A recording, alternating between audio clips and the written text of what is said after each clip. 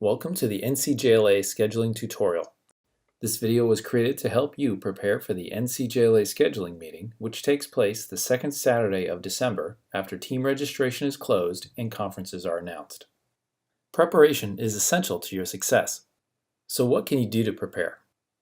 First, review how to schedule games using the NCJLA Operations Guide located on the NCJLA website.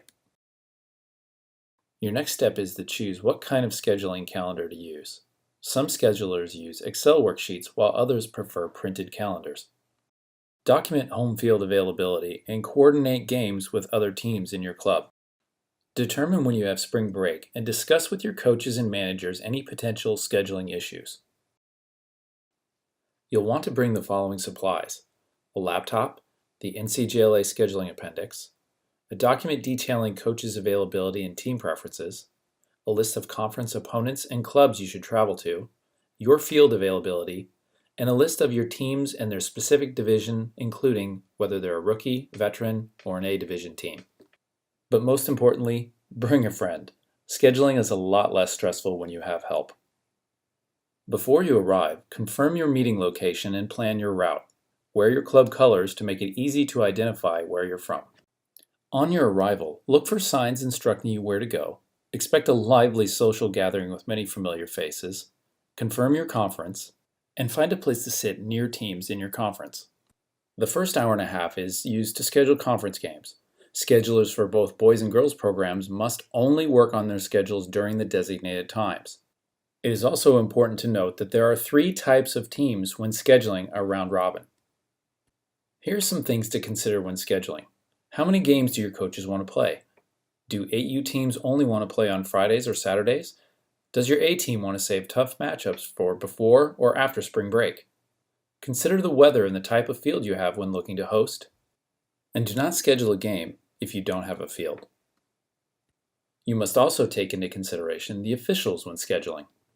Games must be stacked back to back with no more than 10 minutes between games. Keep boys' blocks separate from girls' blocks. Schedule in blocks of youth versus high school. And don't schedule 8U games between older division games. Girls' games must be scheduled in a block fashion, not necessarily a round robin, but multiple games at each site. If you have any gaps in your schedule, be sure to check the game request board for other clubs looking for games. Make it a goal to leave with 80% of your club's schedules completed. Review schedules before you leave, and reach out to your club with scheduling details as soon as possible to assure there are no mistakes or issues. One of the final steps in the process is to enter your games into the NCJLA website.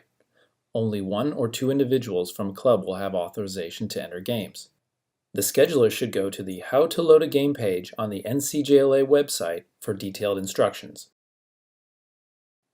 One important item to note: it is the responsibility of the designated home team to enter the game into the schedule. This rule even applies to the visiting team when designated the home team in a round-robin schedule. If you encounter any difficulty throughout the process, please reach out to your division coordinator for assistance. And finally, a word to the wise. Get your schedules completed and entered into the NCJLA system as soon as possible.